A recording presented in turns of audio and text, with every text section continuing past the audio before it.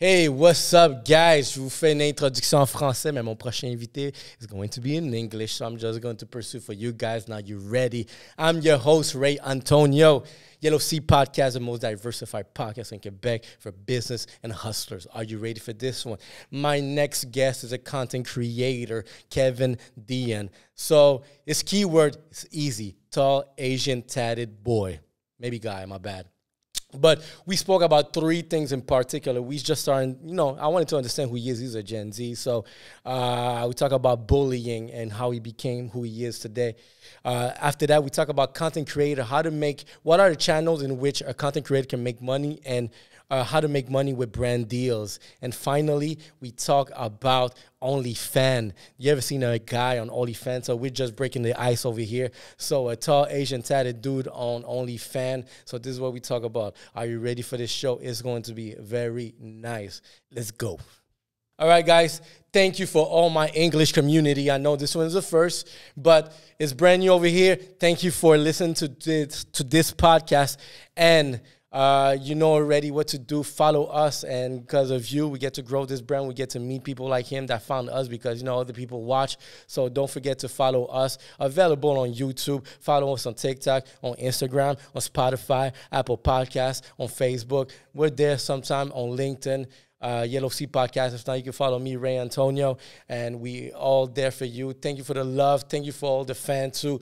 We see the love. We see the appreciation. So thank you. And don't forget to share, like, comment, all this. Let's go.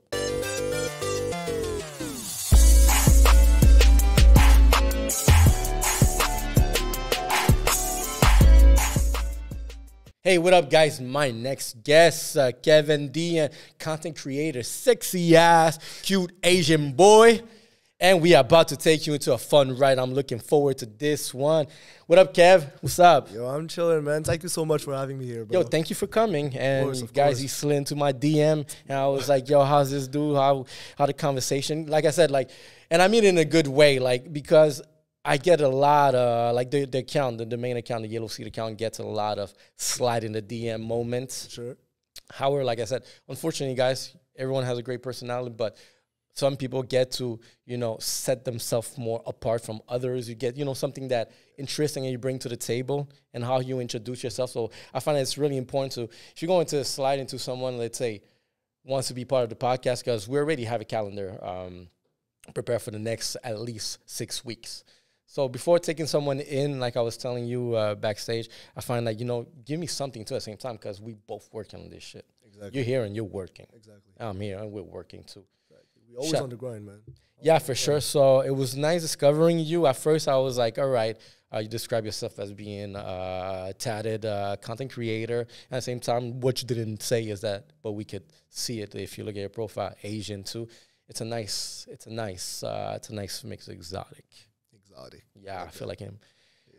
What kind of Asian are you? I'm Vietnamese, bro. Vietnamese. 100%. You know what? Yeah. Tall Vietnamese. Yeah. Kind of rare. Fucking rare, bro. Yo. My dad is I think 5'7". I don't know what the fuck happened, but me and my brother over 6'1". And I'm 6'1". My brother is younger than me. He's 6'3". Oh shit. Shit. So you guys, basketball players. Bro. Having a little brother that is taller than you, that's a disrespect, bro. Oh, shit. I was going to say something, but, we're going to skip too early to start talking shit. But you see, like I said, it's interesting you say because all the Viet that I met are usually short dudes, shorter than me. I don't consider myself tall either. I'm like in an average. So you're 6'2", you play basketball? Easy question. Yeah, I did play basketball my entire life. I stopped in CEGEP, though. Okay. When I went to CEGEP, I stopped just because I didn't have that same passion anymore. I used to want to go pro type shit, but after CEGEP, I just play for fun. Hey guys, by the way, as you can obviously notice, this podcast is going to be all in English. We've got usually it's French. 80%, 85%, I would say is French. I like to cater to my French community. And I find this is the one that differentiate me from, let's say, a bunch. Mm-hmm. Having a Latino that speaks French, and we do it in English sometimes. So everyone that have that language barrier, we'll make subtitles. Gotcha. We gotcha. AI got you. I mean, it's more AI than us. Okay. So, all right. So you went to what school? You went English or in French? Growing up in high school, I went to French high school. Okay. So tu parles français, guys. ouais, je peux parler français. Okay. And then going to Cégep, I went to Dawson, which is English. Okay. Which is English, yeah. What did you want to study? So I studied in like physiotherapy. So like I told you, I worked as a PRT for a year and a half. So yeah, it's basically just like a physiotherapist, but just right under. So like we can do some certain things that physiotherapists can do. But yeah, so that's why I studied for 3 years. It was a technique, and I graduated and started working. Yeah. Yeah. Did you grow up in a? I would say I don't know if the Viet are like that, but do the Viet as an Asian culture by stereotype have this mentality of let's say that very strict parenthood. But I find there's other type of other races of Asians that do not have like that culturally a bit different. Yeah. Are Viets very strict as parents? Normally, yes. And even my parents are, I'd say they're pretty strict. They learn to adapt, but like overall, like they're very strict. Yeah, they're very strict. Like they used to be very strict on me with notes, with grades, school. I used to like not even like, I used to be scared to ask him to go out, with my friends type shit. I was, asking my dad was like, hell, bro. Like are they a business owner? No, my dad is a accountant, and my mom is a business owner. She owns a nail salon. All right. Yeah. Kind of stereotype. Yeah, kind of stereotype. Asian with nail salon. She makes money, but it makes money. It works, So but that's what's up. You see, because you guys like Asian know how to do that really fucking well. Yeah. And I find that's it's like going like the other kind of shop. Beforehand, guys, let's take a little break. You already know what we're talking about. And this is a nice one because I don't usually do this ad in English. But for Rosemont, the social lubricant, today we got rum punch. And rum punch rhymes with summertime, baby. Barbecue events, wherever you go, rum punch is going to be the one that's going to deliver those hot cocktails that any lady in your barbecue, your spot going down is going to work. If not, every guy's goes well. Rum punch and lemonade. This is our favorite Yellow Sea podcast. And if not, you just on the go. Don't forget to go pick up the cans. The ready-to-go cans. We got mojito, margarita, rum punch again, and the Montreal Mule. So supporting Rosemont is supporting Yellow Sea Podcast. Thank you very much, and let's go back to Kevin Dien. I find like every culture has aesthetic skill. Asians are known for the nails. Latino guys are known for the barbershops. Yeah, for sure. You go to a Dominican barbershop, that's where you get the cut. But I guess you go and ladies go get their nails done at the Asian. Mm-hmm. You see the Asian, it's going to be productive. It's going to be nice. It's going to be on point. All right. I was stalking your profile. I was like, who is this kid? Called you a kid. It's all good. It's all good. It's all good. That's how I feel with people that are more like in the Gen Zs. We have a kid in our team, and we baptize him, Alec. Alec, we baptize him since day one, the kid. The kid. He's like your age. 23. But he looks like a more kiddish. Shout out. So I was talking through, and how was your upbringing? Because I saw some clips, that seemed that were you a nerd as a kid? That's my question. Let's begin with that one. Okay, so basically you want to know if I grew up as a nerd? Yeah.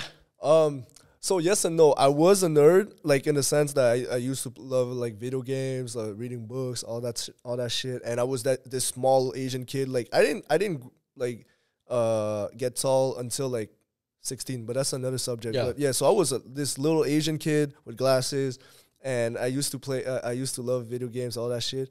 But there's also the other side of me that I had a lot of friends. And so you're popular. Yeah, I hang out with a popular nerd. A popular nerd, because like I also played basketball since I was young, so I was in a basketball team. So okay. once you're in the basketball team, like everyone knows you. Everyone knows you. So it was like a mixed. It was a mixed, you know. All right, I'm asking that question only because something I saw. You've mentioned things about you being bullied. Yeah, yeah. So that's why I want to see what kind of profile were you as a kid? Because since you mentioned your social media, you show it, showcase. But I think there's a learning from that message, from that adversity that you had, which has been bullied. And I can relate because I've been bullied too. I'm a product of bullying. So this is something about me. So that's why I'm asking. I like that little thing. Were you being bullied for what reason? Just for your looks? Because kids are assholes anyway. Yeah. As bad as I don't want it to be like, it sounds bad, but like it is what it is. They did judge me because of like I was this little Asian kid and like I was a nerd and blah blah blah. So it was pure looks. Like there was no reason why they would bully me. You know, I didn't do anything to them.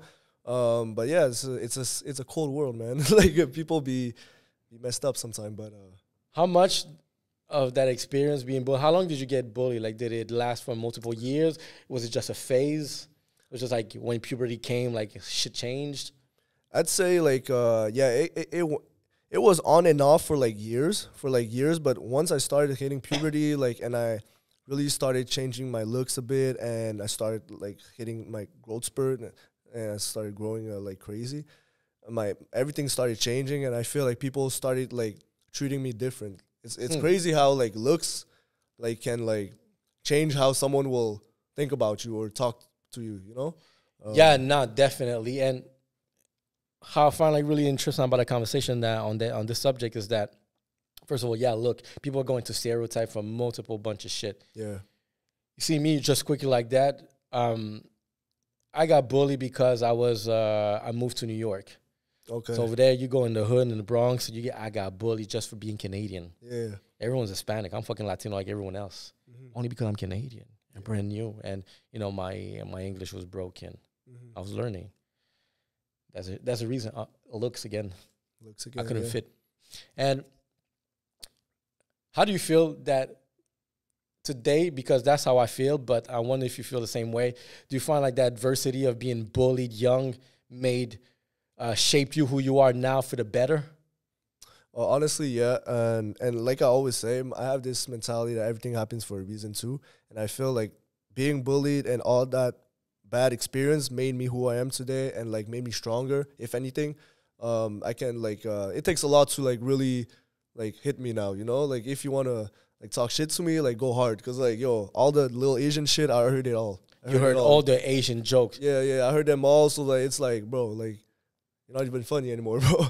But yeah, so I think definitely like I think that bullying phase like really made me a better person, a stronger person today. So yeah, I don't recommend it, but you know what? For me too, it created the fighter in me. Exactly. I don't take no for an answer, and I don't get intimidated. Exactly. I don't care about your size, about nothing. I just don't get intimidated because my solution to bullying was I have to face it. Exactly. I can't hide from that shit. Yeah. If I hide, I'm going to be miserable, suicidal. And back then, nobody spoke about mental health. For sure. But I think I was living a phase where self-esteem was low as fuck. Okay. And you see where I'm going with this. So, you became, like I said, you look like a billboard today. You have that look, that look, that image. Like you said, boom, you grew tall. People started talking to you differently because tall men are regarded as, you know, maybe for animal instinct reproductive kind of way. Taller men to women are more seen like being protectors. Yeah. So that's why you just gained the fucking height. Crazy, bro. Yeah. But I think like yeah, the fact that like I made like a whole like 180, like if you look at me before and look at me now, like people think like it's two different people, you know? That's what I've seen. Like yeah, it's like crazy. So like I feel like that transformation like makes people go crazy, bro. Especially the one that bullied me or the ones that rejected me and all that. They're just like, what the fuck happened? And admit those Fuck bullies happened, you today are fucking losers. Exactly. It's always like that. They peak in high school. They peak in high school. Imagine peaking in high school. This Imagine, is where you had your shine. That's it. Bro, imagine your highlight of your life is like you were like the popular kid in like high school, bro. And that's it. Fuck? Only because you were maybe like, and you know, I find that that's one thing I started telling people is that it's not the fault of the kid. Yeah. It's shitty ass parenting. On God, yeah. And I just blame all that shit into parent. Yeah, there's going to be an environment that's going to, you know, create that kind of shitty individual that feels like I need to make fun of you. I need to overstep you in order to feel good about myself because I feel like shit, or maybe my parents just spoil me and entitle me as fuck. Yeah. But yeah, I find that really interesting as a conversation, you know, to you know, touch on that, the bullying, because I want to bring awareness to really what it does and how maybe to fight it back. It's interesting. Yeah. So tell me, so now you're 23, right? Correct. So now we're about to get, guys, this is we're about to get the nice little part for really what we're about to learn, because your man's a content creator, 23 years old, makes a living out of this, and then this is a big fantasy for a lot of fucking people your age, in which they fantasize to be a full-time content creator, live the lifestyle. I want to dig into the dark side of this lifestyle that people think it is, because it's not all that fucking jolly. Yeah, for sure. How long you been doing content creating? Because you're 23. You went to CEGEP, so what, you at 19? Yeah, at 18, 19, I was in CEGEP. Yeah, so I started content creation maybe just right before graduating. So maybe that's what, 21? Yeah, I think around 21. So it's been around 2 years now. Around 2 years now that I've been doing this whole content creator thing. I just realized just like that. So you were a 2000 kid. No, 1999. Oh, 99? Yes, sir. That's true. You said it's coming soon, right? Huh? It's coming soon. You said your birthday? November. November. Yeah, November. Soon enough. Exactly. Okay. Yes, sir. 99-ish. Yeah.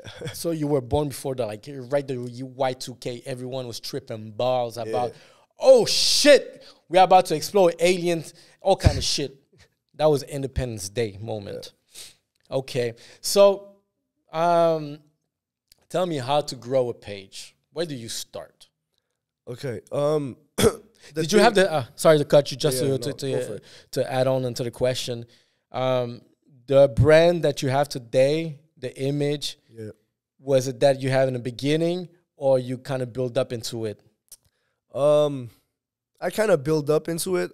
So basically, how like growing a page works is that you have to differentiate yourself from others. You know, you have to be kind of unique, and you have to like capture like the audience eyes and really, you know, be different. So when I started, I was trying a bunch of trends. Like TikTok was still new. Like TikTok was, I think a lot of people still found that app like cringe. Like people didn't want to go on it. It was still new. Yeah, dancing. It was still new. So I was there early. So I think that definitely helped me too, because like the fact that I was there since the beginning, like a lot of people like wasn't there yet. So it was easier to grow a page, you know.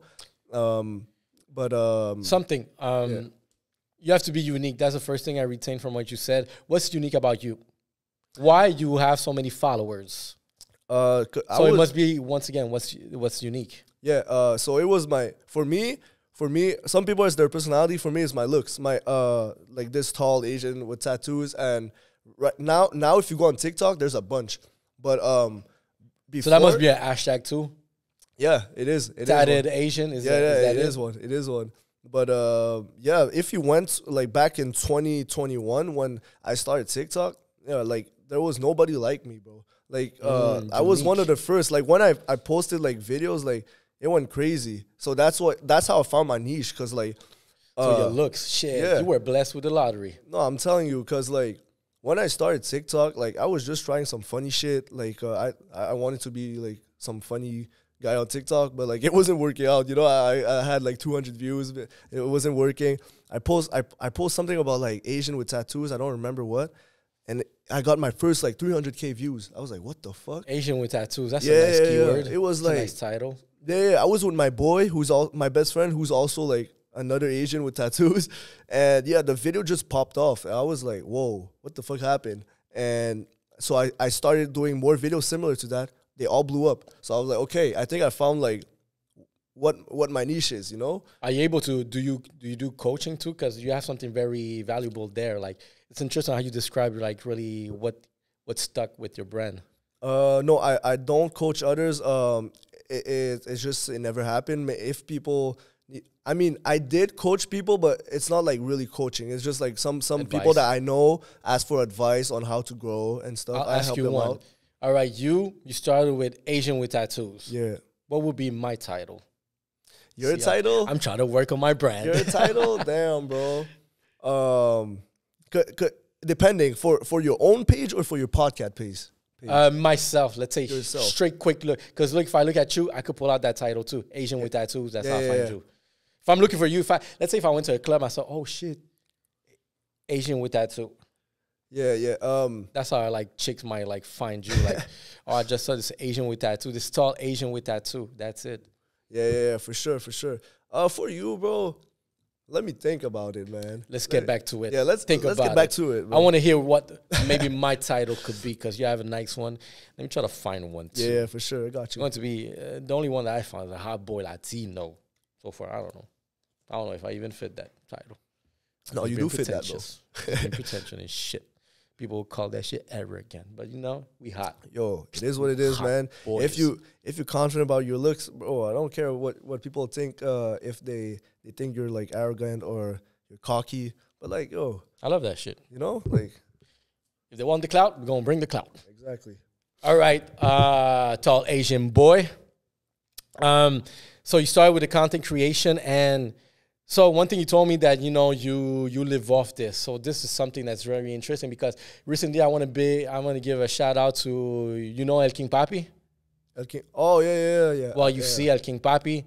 Shout out to him too. He's I believe he's 26, but he's a TikToker, Latino TikToker, and I'm proud to see him being, oh shit, one of the top TikTokers here. It's Hispanic, and this dude got an amazing personality. So I had him, and that would be his Latino TikToker, I guess his title, his handle. Mm-hmm.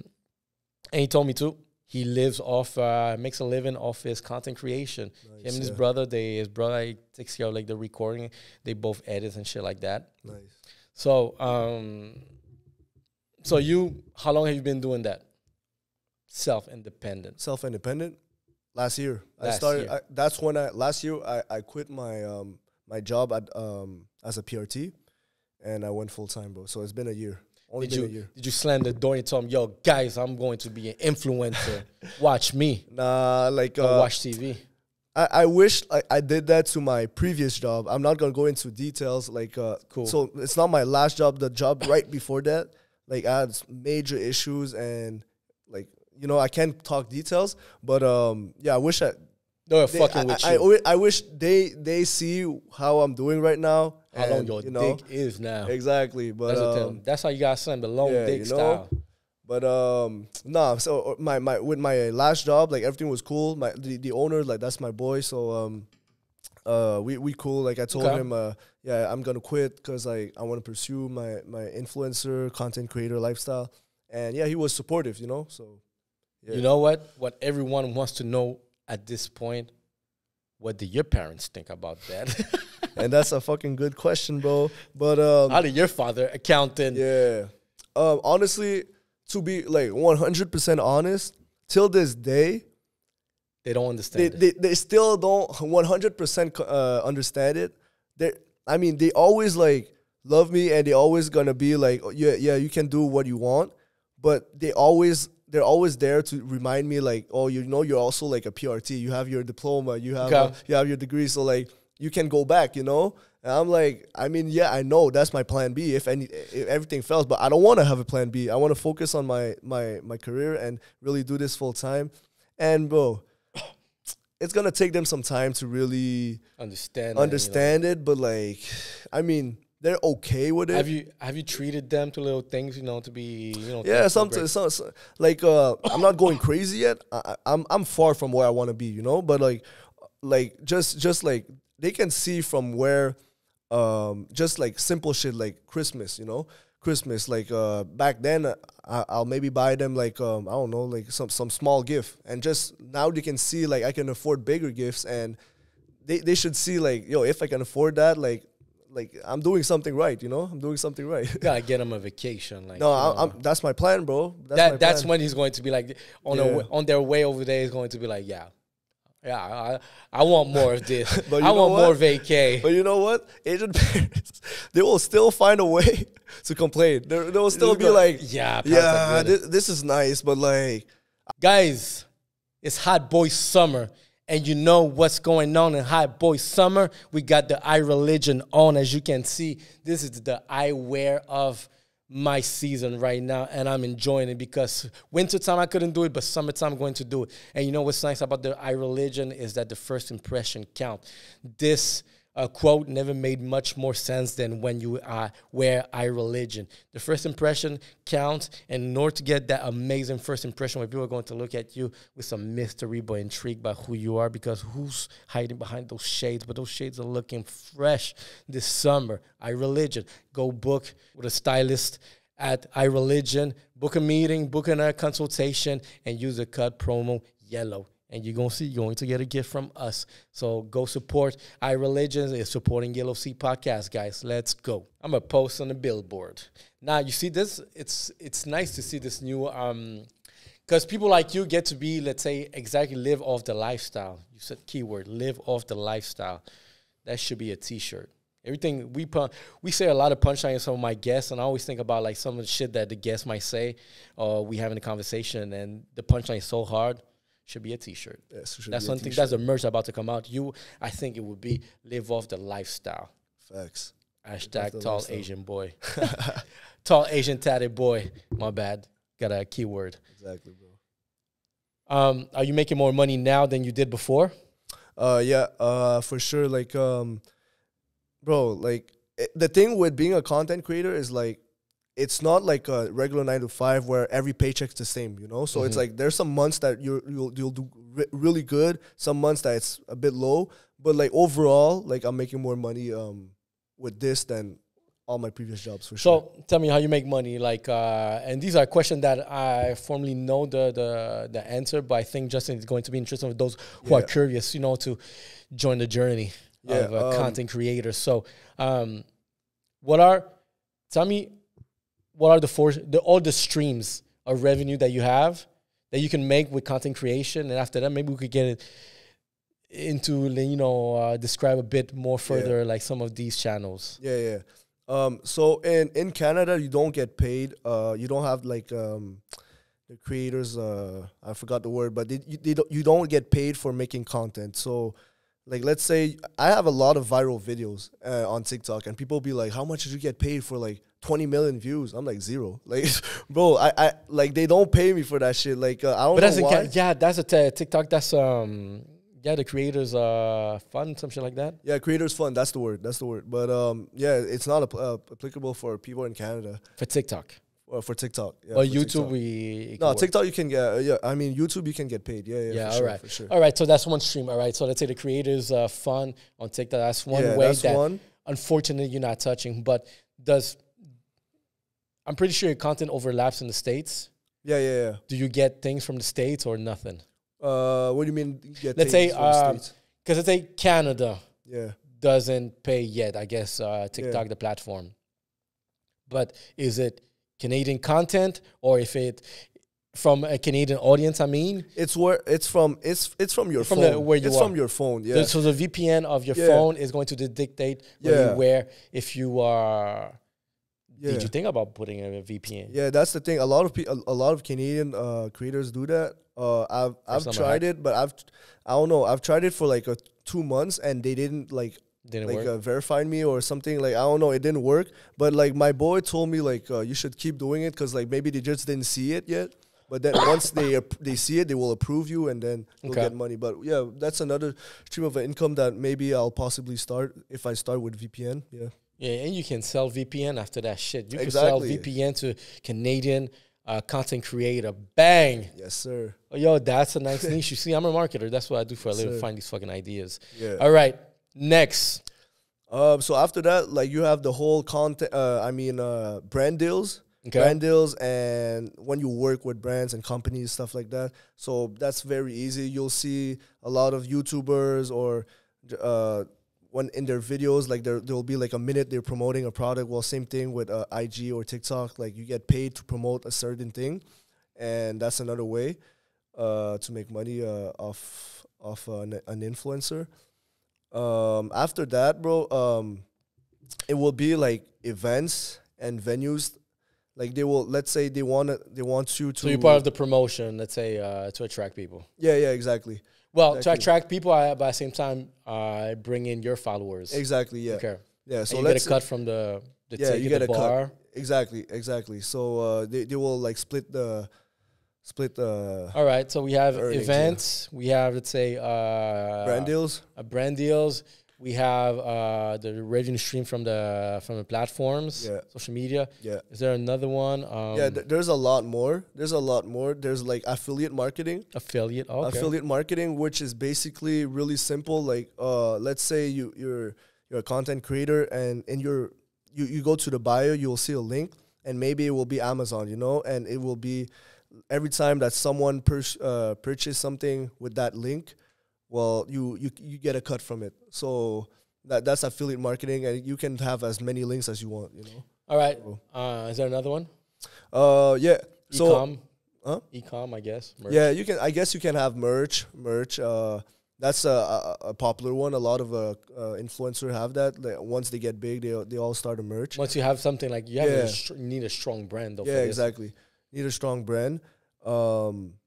Kim K. And then there's the final one that I can think about just because like I do that, but it's OnlyFans.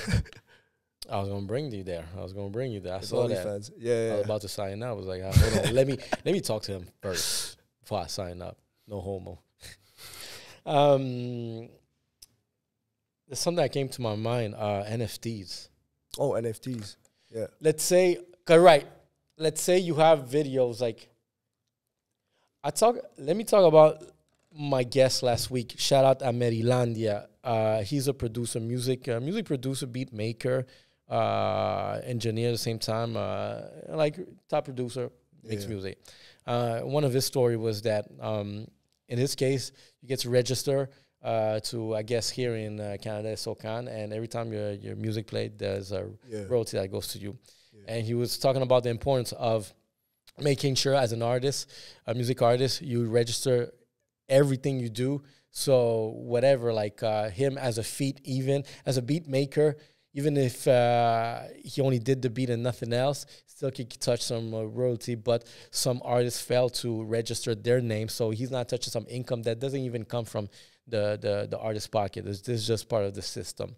Right. And then I was thinking about that, like in cases that he didn't get that because it's registered into, let's say, this legal structure that we use that was in place by the government, things like that, to respect, these artist rights and copyrights and trademarks and all that shit. Yeah.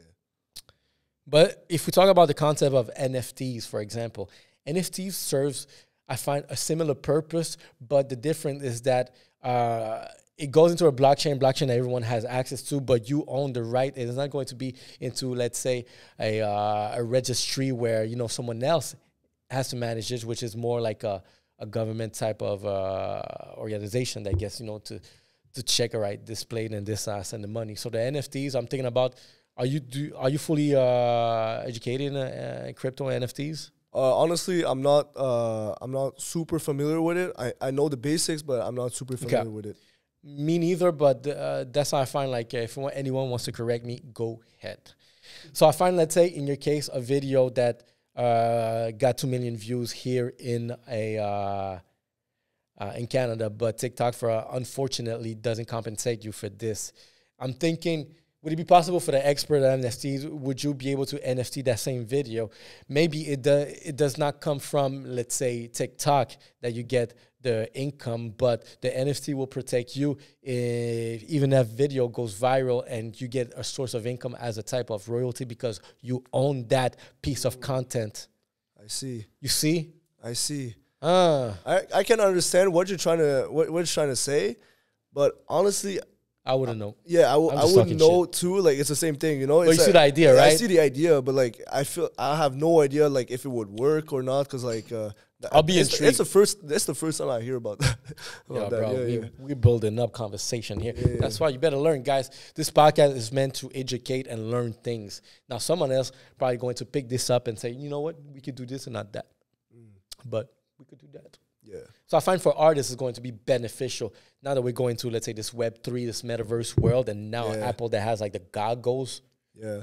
And the whole AI thing, AI is just crazy right now. Because us being in the podcast game here, we are officially part of, let's say, the creators economy. And the creators economy is going to be much more powerful in the Web3 type of world where we're going to own up a lot of our shit. Like, for example, in your case, that content that made 2 million reach, TikTok doesn't want to pay you for that shit. But in the metaverse, Web3, we don't need to be under the pressure of maybe under the influence of the platform. We cut the middleman, so you work directly with the brand. Because let's say your coach right now, let's say this video go viral, because after this shit, we're about to talk mad shit, and we're about to go viral. So let's say that video that goes viral from this, you wearing that jacket, so basically that clothing maker should NFT it too. So you wear it, and because you got the 2 million views, he starts selling more of this shit, but you NFT that video. So you get a cut from his fucking sales. At the same time, he's making the money out of this shit. You understand? Really, Yeah, I understand. That's more. It's a bit complex, but I find that this is where content creators, this is where we're going. Yeah, exactly. Like with the whole concept, for sure. This is where we're headed right now. Like, I think that would be something that we possibly could see in the future for sure. Because even if you have your avatar, imagine you build an avatar like and decides, yo, I want that jacket, my avatar. I want another color maybe. And I find, once again, because you made that video to advertise it, this is where I feel like, you know, these new tools of content creation, making money, is going to allow us to touch some royalties. Yeah. Let's take one more break. Last but not least, before we continue this podcast that's crazy, my man Kevin, you know, part of this, one of our great supporters is making sure that your first impression, if not your haircut, is on point. You need to get the best barber, and I'm proud of my barber, Angelo Prestige. Find them in Terrebonne. If you're in the North Shore, in Laval, Mascouche, Terrebonne, all that whole area, niggas, 640 or the 25, you go to Prestige Barbershop. Because it's not only a haircut. It's like looking great for that first impression. Once again, making sure your lady is feeling your hand behind your soft-ass head. And at the same time, you get to have that therapy talk with your barber because Angelo got all of them story. And shout out to Abraham, too, because he got those stories, too, going on. So support our local barbershop. Much love to our partners that's supporting this podcast. So let's go back to our original programming. Let's go. Something interesting because let's say in making revenues, maybe I want to dig deep down for this one for the brand deals because it's one of the easiest. One is like to approach, but it's very challenging in some points for the new ones. In your case, for the brand deals that you do is it like merch? Is it money? How does the conversation goes in? How you make sure that you get your ends, but at the same time the brand needs to get what they So want. when you start, it's really hard because like when you haven't worked with other brands and stuff like that, you don't have numbers to back up what you're gonna say. But do you only need numbers to back up what you're gonna say? No, you think there's other things that can make you build a relationship with a brand? No, for sure. Like it's not only numbers. That's why I'm saying like it's not impossible. It's just harder to start. But like it's all about how you approach them and how you write to them. And yeah, I feel like there's correct ways to approach and there's wrong. There's also ways that I think like brands will just see like you just want money and that's it. You know. So there's some correct way to approach. I think for me, what helped was I try to find like some brands / like companies that I think would really complete what I already do. Like I think will fulfill like my image. So like let's say I do one example like brand deal like a Asian dating app. You know what I'm saying? Like, so like it goes with my image. It goes with my image. So like, of course, they're gonna want me to work with them because like it will benefit them too. Yo, you know, that shit's false advertisement. I'm like, yo, the girl is looking. She's on an Asian dating app. She sees you as the spokesperson, and then boom, fine, yo, you have such a limited shape. Just look. I'm like, this bitch is going to be disappointed. Damn, where's a tall Asian tatted dude? How much? Yeah. No, I understand that. Nah, but you understand what I'm saying? Yeah, no, for sure. All right, that's an interesting one. So because you just went exactly, you got a brand, but that goes exactly with the image. Yeah, exactly. So for my part, the brand deals that I've worked with, I had a lot of like clothes because I also like fashion and stuff like that, and like some stuff related to dating. Like a lot of like between those two type of subjects, those are like most of my brand deals that I had so far. More to come though. And you got paid money for it? Yeah. Yeah. Yeah. Do you request, let's say, an amount, a monthly amount, whatever, all depending like really how the contract is, or is it going to be based on the amount of downloads? Yeah, no, so it's always negotiable, but I do have a price. I'm not gonna state it because like I can't really say what I charge brand is. But like, I'd say, let's say I have this initial price, so I'm gonna hit them up. Let's collaborate. I'm gonna bring you this, and in exchange, like, I get paid this amount, and then we work it out. So let's say for this amount, normally it's for one TikTok, but then let's say they want to negotiate and they want a TikTok plus an Instagram. Can we make a deal? How much is that, for example, just like that ballpark? TikTok and Instagram, or let's say I want you to be, to do a post, TikTok and Instagram. What is it, like a reel, like a TikTok, a video? And, okay, well, on TikTok for a platform that is approximately in my range, 1 million, 1.5 million, it's around like we're looking like 1.5, 2,000 USD. Yeah, for one TikTok. Do you sell based on impression, on CPM? Yeah, we do that. Or per but, clicks, is that some kind of model that you? Oh, the model. Honestly, I have no idea. Like I used to. So you just put a number to an amount based on market average? It's not any amount. Because like I don't know where it came from, but I used to underestimate myself. Like I used to put like a way lower amount because like I just wanted to start working with brands, to make some and money. I didn't know. No one taught me like, oh, you're worth more than this.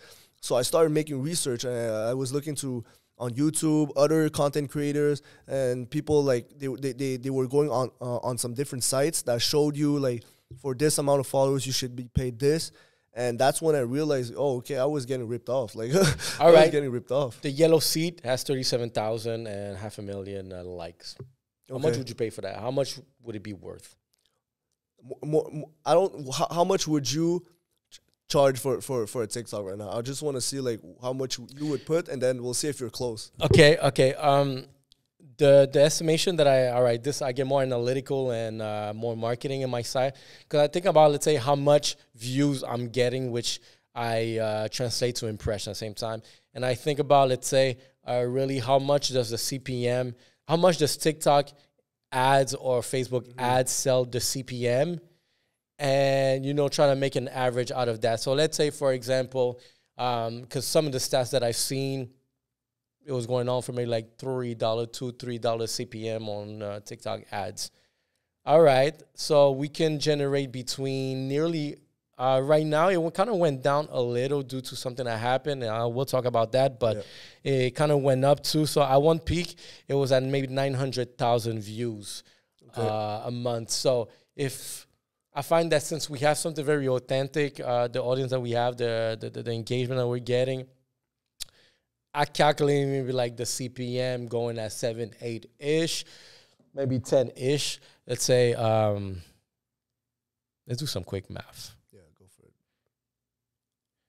How much is going to be 9,000 times, let's say, if it was going at $3, so it doesn't make sense, 27,000 now. I forgot, but let's say, all right, to make a long story short, I think in between maybe 1,000-ish, between the 1,000 to 2,000, I was estimating. 1,000, 2,000 in between, yeah. for one TikTok post. On a monthly. Oh, on a monthly. On a monthly. On a monthly. Oh, that's difficult to say because like on a monthly, how many? So on a monthly, how many TikToks? Let's say you there's a brand that wants you to promote for them, and you say like you want on a monthly, but how many TikToks are you going to post in that month? Well, we post fucking 3 times 12, 12 times, 3 times, 3 times 4, 12 times a month. 12 times a month. Maybe a bit more. Like, could be, depending on what kind of month, it could be between 12 and 15 times a month. Okay, if it's 12 times a month, and you'd say you want to be paid around 1,000, 2,000 for a month, I think you're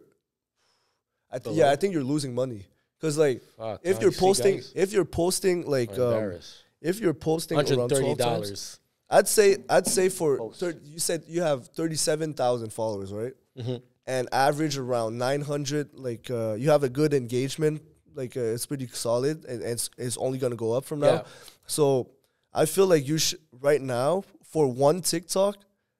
It's very ballpark. But I'd say it's still around like 200, 300 USD for one TikTok. So like if you make that times 12, it's more than 2K for sure. 2,400, 2,500.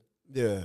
Yeah, so you heard it. So all right, I think we pulled down maybe like 5-6 ways to make money content creation. You have to be unique, and look at really nice little examples. We could do a little masterclass, mini masterclass over here. Yeah, for sure.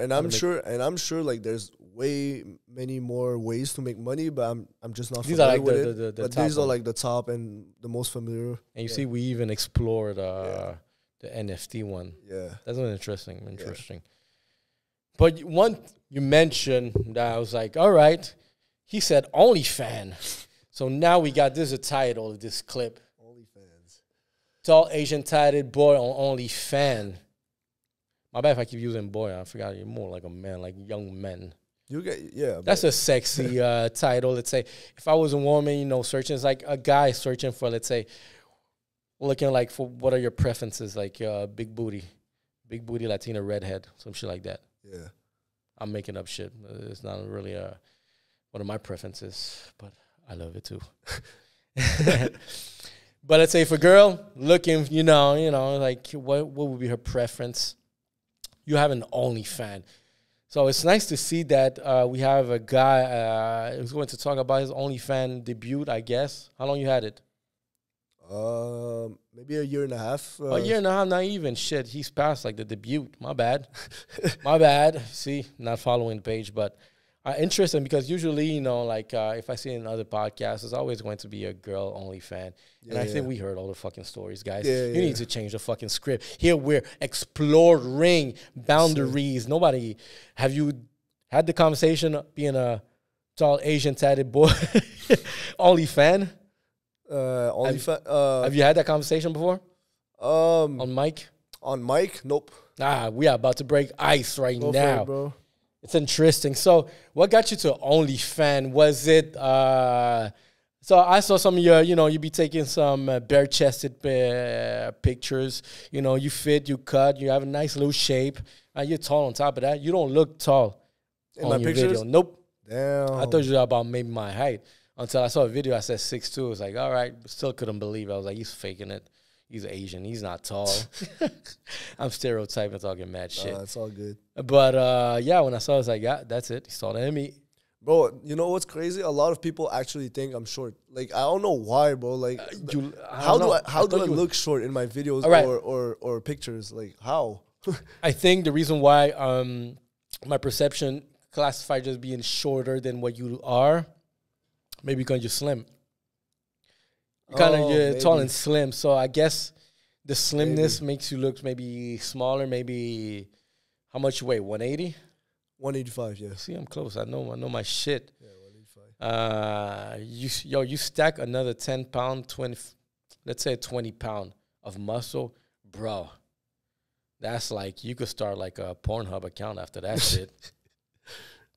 No, but yeah, a lot of people have been telling me like, yo, because like when they meet me, they're just like, whoa, I didn't expect you to be this tall.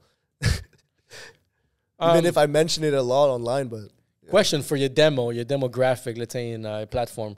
What is the male to women ratio?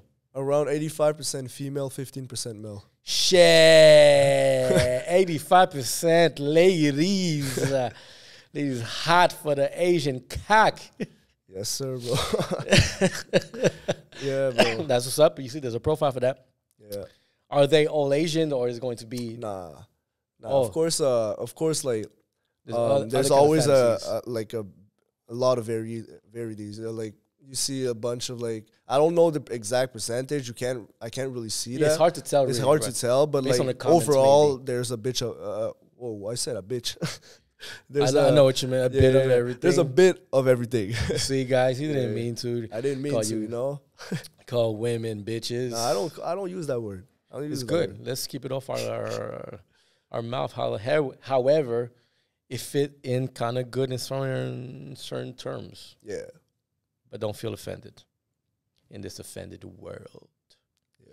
Okay, 85%. So you have 15% guys. Mm-hmm. Are they friends, or maybe do you think they're gay and they just like your shit? I'd say less than 2% are my friends. Like the 2% are my friends, and the others like probably gay. All like right, I have a lot guys. of gays following me. Like I have to ask a question since it's fucking popular. Are you gay? Yeah. No, I'm not. So ladies, you have a girl? Yeah, I have a girl, but like we're going through some complicated shit right now. How long have you been dating? The relationship over 2 years. 2 years, Over okay. 2 years, yeah. How does she feel about your career? She's very supportive. But the whole Did she find you like that, or? Yeah, that's the thing. Like once she found me, like I was just starting, so she's not here for clout, you know. But okay. But I was just starting. I was not popping. I had maybe 10K on TikTok, you know, just normal. And yeah, she found me and we started dating. Now fast forward 2 years, but we have a lot of problems. But yeah, that's some other topic. Does she hold your camera? When When you do content, she takes some pictures for me sometimes. You know, for Instagram. Is she social media too, or maybe not? Nah, she's on social media, but like she's not not like a your content creator type shit. Yeah, you know? all right. Yeah, she's not a content creator.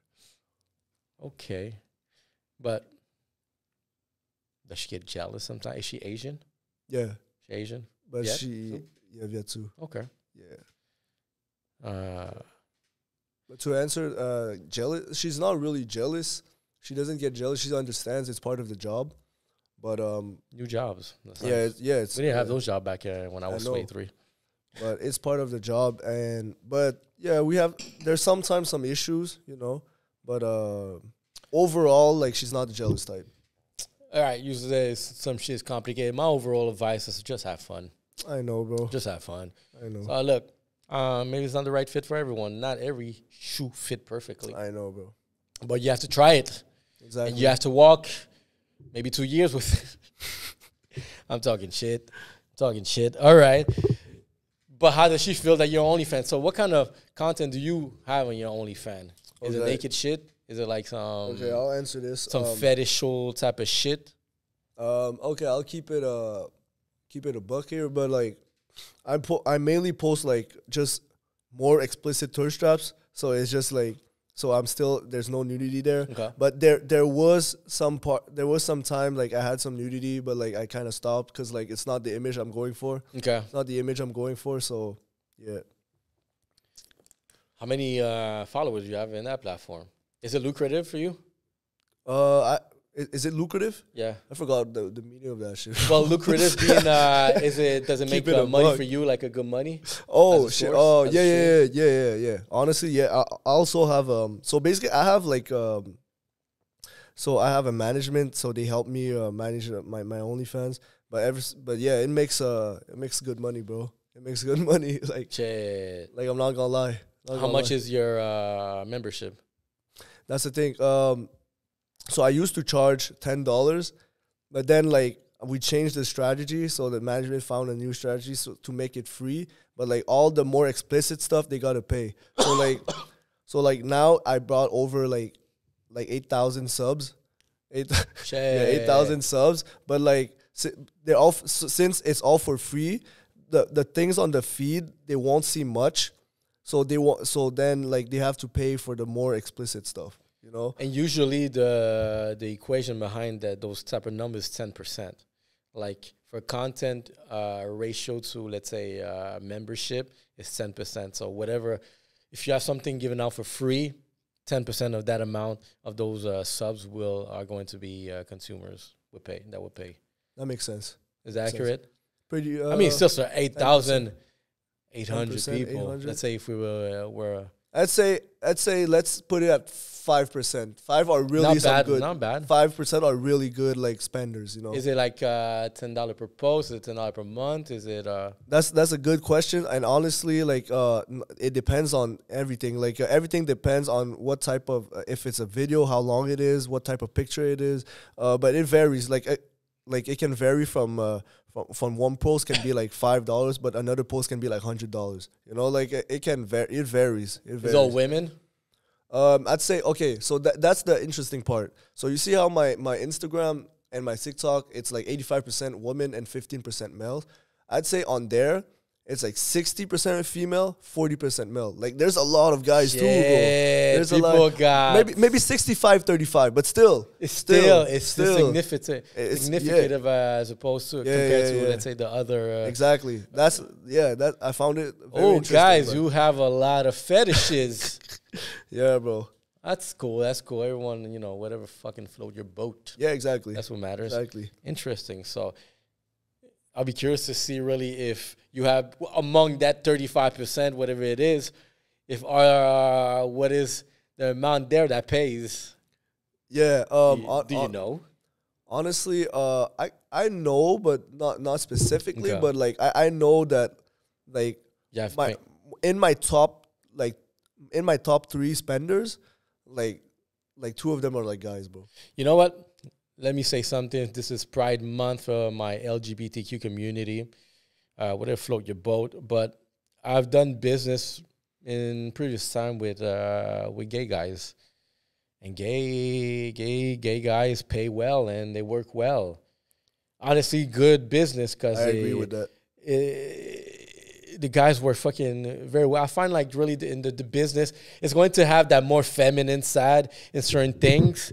And I find that feminine energy into a gay guy doing business along with, let's say, a business savvy type of personality. I guess that masculine energy that gets in makes a nice businessman. Right. Because I've met another gay guy who has like who has an agency, but this dude seems like he's king. And I find that maybe that balance of energy makes good clients. Yeah, probably, yeah. But like I totally agree with that. Like they for sure like really good to do business with. So I encourage guys, if is it easy for guys? Do you think guys make more money? Obviously not on OnlyFans than women, but is there like a good opportunity, a good niche? If your niche is related to me, like you know how like I have a thing with my looks. If you're known for your looks and you have like that type of like personality, like I think go for it, because especially if you have a platform. So let's say you have a good platform, like you should, because like even if like you don't want to like post nudes or post sex tape, whatever, or like all that extra shit, like you can go basic and it's still gonna be like a good like passive income, like, you know. Do you think you'll make more money if you post nudity or, let's say, porn? Oh, for sure. But like, it's not like I was thinking about it, but like, it's not the type of like career that I'm trying to go to. Cause like at that point I can go on Pornhub, you know, like I can start being a porn star, but like it's not the image that I'm trying to go for. So nah. But yes, for sure. Like if I started posting those type of content, I would make bank. All right. Make bank. What is your price then? My price. But how much would you make porn to make it, you know, like some consistent content? How much would you need to get paid for it? Honestly, I need to be set for life, bro.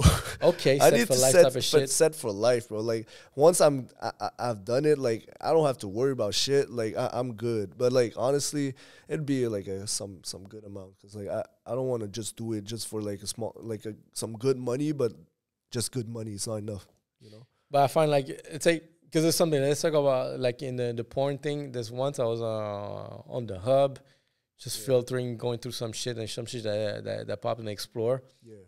There was a concept. I saw this video. I clicked.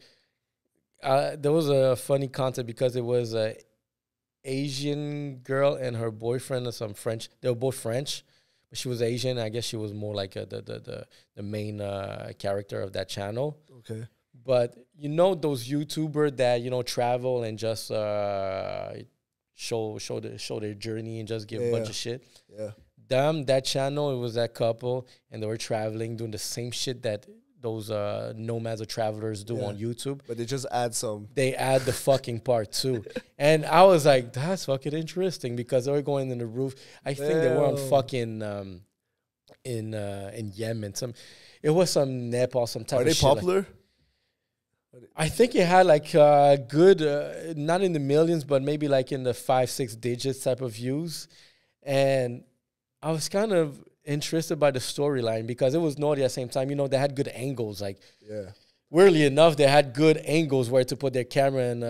Because they were in the roof. They were like, you went to this restaurant in their Airbnb, whatever. And after that, they go to the roof and just start fucking there. But the camera is nicely angled. Bro, that's actually crazy. It's like, so they're Pornhub, they're porn stars. Pornhub. They're porn stars, but it's also like YouTuber. It's like you're watching a vlog, but you'll see a sex scene, you know, type shit. Exactly. It's exactly the fucking you don't see on YouTube. They do it on Pornhub, but with the same, let's say, energy. It's crazy. Not going to be some intense fucking like gagging and crying for the girl.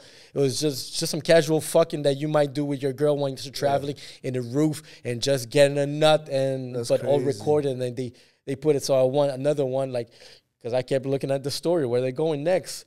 So they're going through fucking mountains and shit, and they're on the train. So she starts slapping his dick in the train, and then you see people are passing by. You know when people be saying like they watch porn for the storylines? That's what it be. They hooked me for the story. I was like, shit, where they going next? Like where she's going to do that sloppy toppy under the table in an Italian restaurant while he's eating a croissant. She's eating the dick. Shit, man. But you said concept. Yeah, it is content. Creators. I feel like they popped off probably because of that. Because like they're unique. It's not like that. Those basic ass like porn stories. Like everyone knows about those type of regular stories. So like they're different. So like I feel like that's why like there was a unique. They have a fan base. And like I just followed through. I click on it and I just started going through all the other views to see really what was the vibe, and that was exactly the vibe. I'm not like a member to that. I was like, fuck it. Yeah. If you're going to go in the hub, you want to go for a quick fucking nut. I ain't got shit to do. I ain't got time to fucking watch a storyline. Where are they fucking? Because she's physically to the girls just okay-ish. Yeah, okay. Like, issue was like big booty, fat tits, and a bunch of shit like that. Maybe, that would give him that storyline there a bit. Maybe they wanted their storyline is like, oh, yeah, we're on our way to get my BBL. She comes back full BBL shit. Probably, yeah. That's what happens. That's what happens with porn stars. Like they all get their body done. How do you feel about that? Getting your body done, like really, you're physical. Right now, you get your body done with your tats.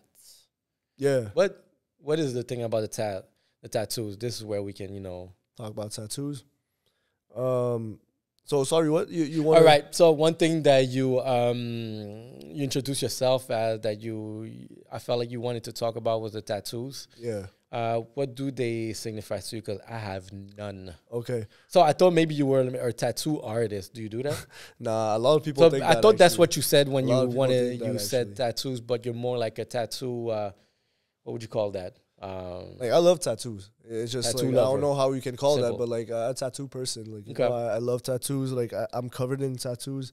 Yeah, like I wanted to talk about tattoos and just how like the society is like perceiving tattoos. Are we still judgmental with tattoos and stuff like that? Not. You know, I think the judgmental part and the taboo part, and it's almost being broken down is like face tattoo.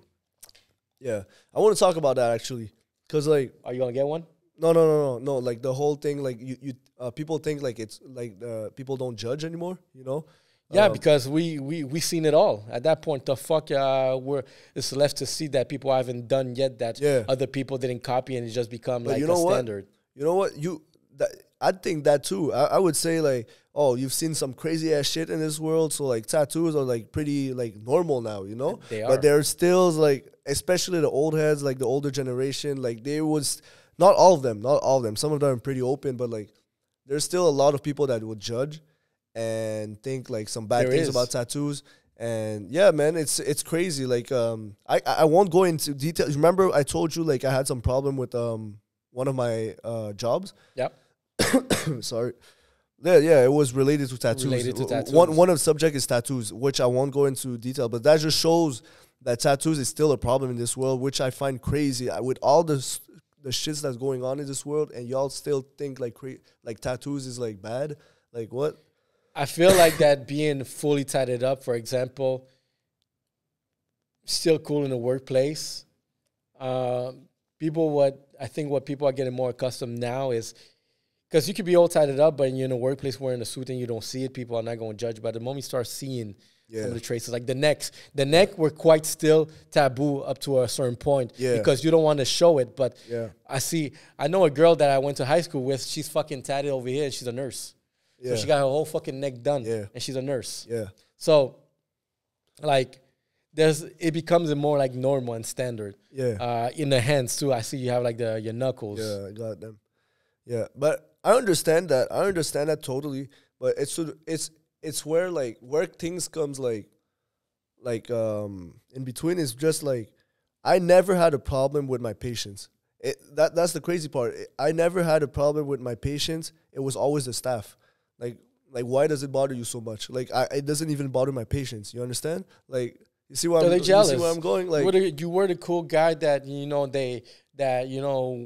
went across boundaries that they wanted to do, but they didn't get to accomplish. So now they're mad at the dude that's actually having the same position and has that extra thing that, oh, well, if I do it, maybe my parents are going to shit on me, or maybe I'm not going to get this job.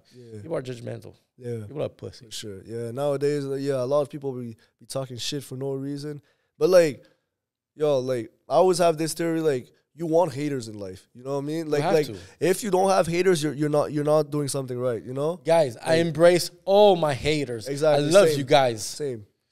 Because every time you fucking comment something stupid or you view this shit, you're boosting my views. Exactly. You're boosting my views. We're getting paid. Exactly. You hate. Keep talking shit. I love it.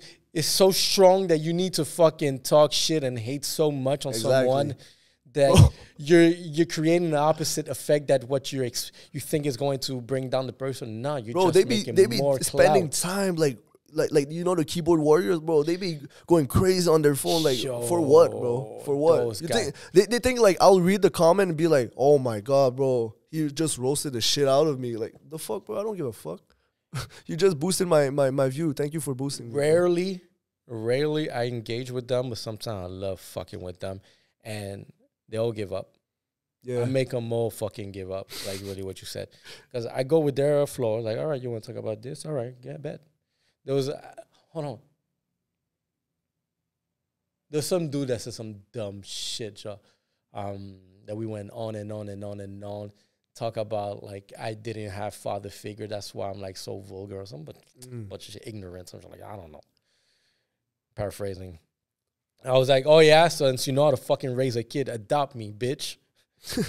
And he was like, no, I'm not gonna adopt you. I'm like, oh, that's your reply. So I was just playing with that same narrative. So you know how to fucking raise a kid, then adopt me, shit. Give me a fucking allowance to show me how it is to be a man. Guy gave up. He was like, all right. And once again, it just created a bunch of comments. Bring boosts. And you know, those type of people are normally the type of people, like, they'll talk shit online, on the internet, but when it comes time to, like, in real life, they're not going to do shit, bro. No, they're going to come shit I already confronted some, like, haters in real life, and, bro, they didn't do fucking shit, bro. All that crazy shit y'all said on the net, y'all didn't back it up in the real life. Yeah, unfortunately, this society is... Some people not going like the right direction.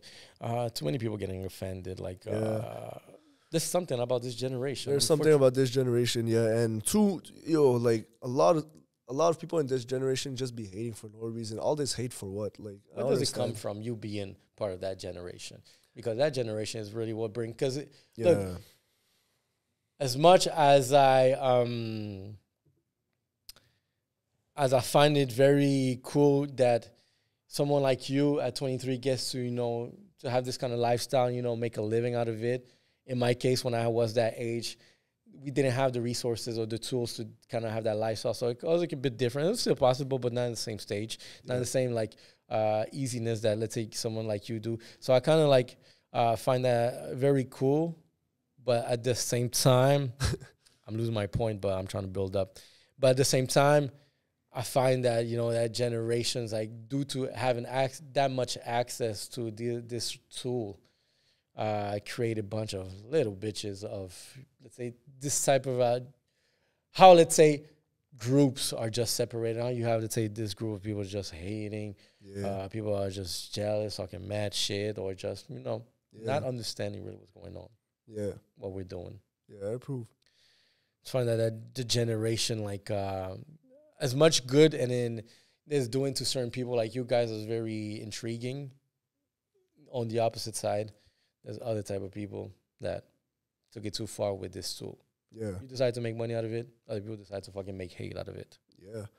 But I don't understand, like, what's going on in your life to the point that you have to go online and start talking shit to people, Like, what's happening in your life that you think, like, you just have to go online and start hating? Like, I don't understand, but... Yeah, nonetheless, that's part of this game that we play. Part of the and game. We need these guys. So thank you for all your fucking comments. I love them, guys. Keep sending them over because we read them all, but we don't reply to them. Praise that. Should you, just to finish on this note, do you reply to haters and just say something, get into the shit, or just completely ignore? How do you manage the haters? I used to answer them.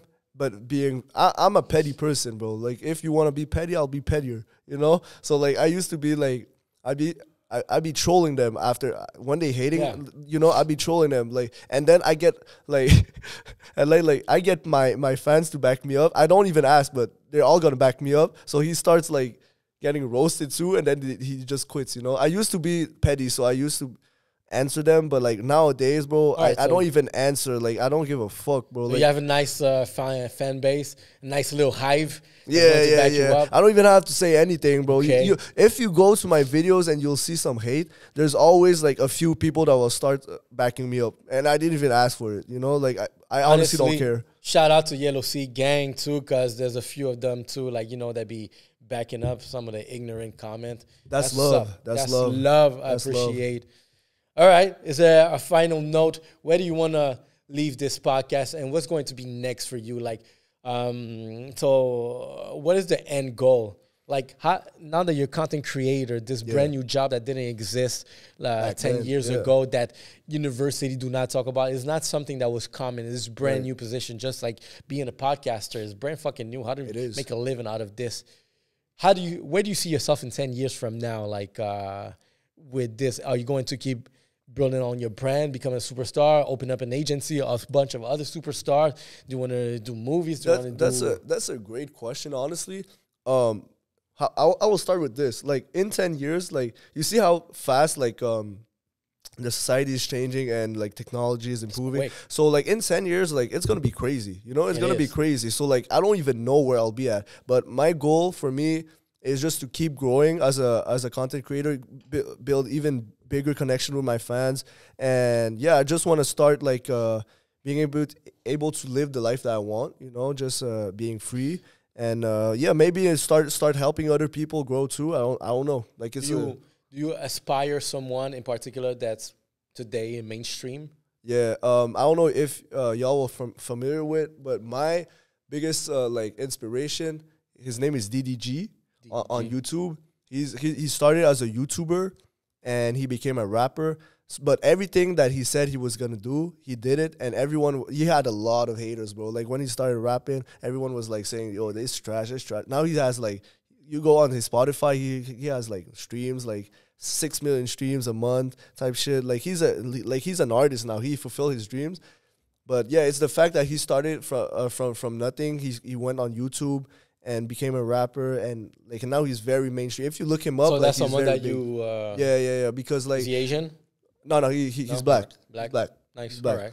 All right. But so just the profile. The profile. So it's like you weren't looking to someone that looks like you, but more someone that accomplished something that you want to accomplish. Exactly. Okay. Like, I don't necessarily like see like the profile, because anyways, like I'm trying to be me.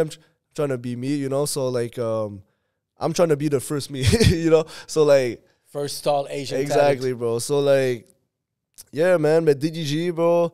Like respect to him. Like I fuck with him, and he really inspired me to start this whole social media thing. Cause like I used to watch him on YouTube. Like he was. I'm gonna go check it out. Yeah. He was like he had barely any subscribers, bro. I found his page, and I saw him grow. And that's one, like, I have a lot of idols, but, like, he's one probably, like, on the top for sure. Like, nice one. Yeah. Nice one. Nice podcast. TikToker, yes, content creator, Kevin Dien. Go sign up to his OnlyFans, guys. Yo, I'm waiting, man. A lot of guys, too, so you're invited to it.